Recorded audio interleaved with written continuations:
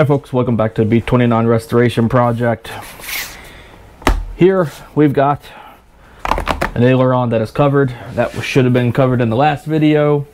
What I am doing now is I am actually going across all of the flight controls and I am adding the pinking and perimeter tapes. You can see here, this one is just kind of blank canvas with the silver. It doesn't really have a whole lot of texture or depth to it. It's just kind of bland. Here, the other aileron, you can see with the pinking tapes, which are the narrow ones, and then the perimeter tapes, which are the wider ones. It adds just a little bit of depth to the part to give it some more character. It really starts kind of making these airplanes look more like an airplane instead of just a plastic model. So the pinking tapes I actually cut myself on the laser cutter. These are about just over 1/4 inch wide, and there is, I believe, 20 pinks per inch. So you really can't see it, but they're just little sawtooths more or less on the edges of it, and that's predominantly to keep them from the edge from lifting up or something getting under it or whatnot.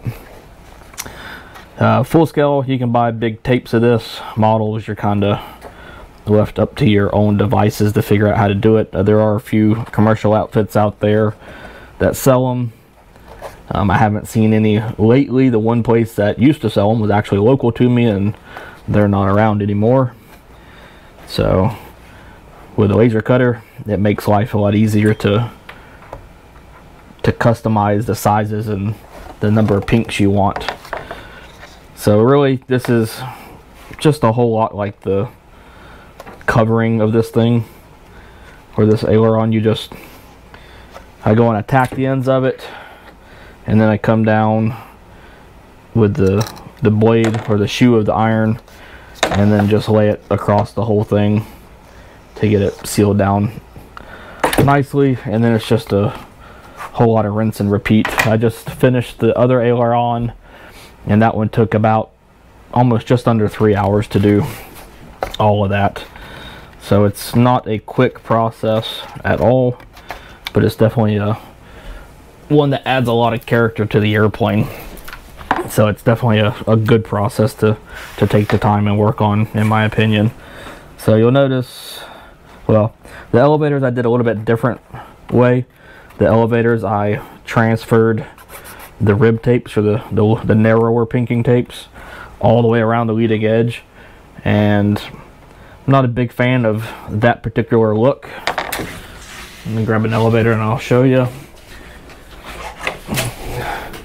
You can see here how they go all the way around from one side to the other. Like I said, I'm not a fan of the look. I'm not going to change it.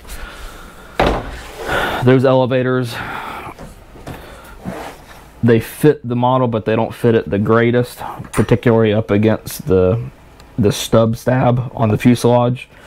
Oddly enough, the hinge line on the B-29 is parallel with the trailing edge of the horizontal stabilizers, but for whatever reason on this one they're not. It's kind of tapered. So because of that, and me assuming that it was parallel to the trailing edge, the elevators are actually about 1/4 inch too narrow in chord width at the root of them. So eventually I'll end up making a second set of elevators, but for now I'm just going to leave those how they are. I was going to trim the stab on the fuselage to match the shortness, but then it becomes oddly thick, and there's a difference in thickness between the elevators and the stab, and it kind of would look weird as well. So I decided not to do that. I'll just eventually make new elevators. So here is just a whole lot of rinse and repeat.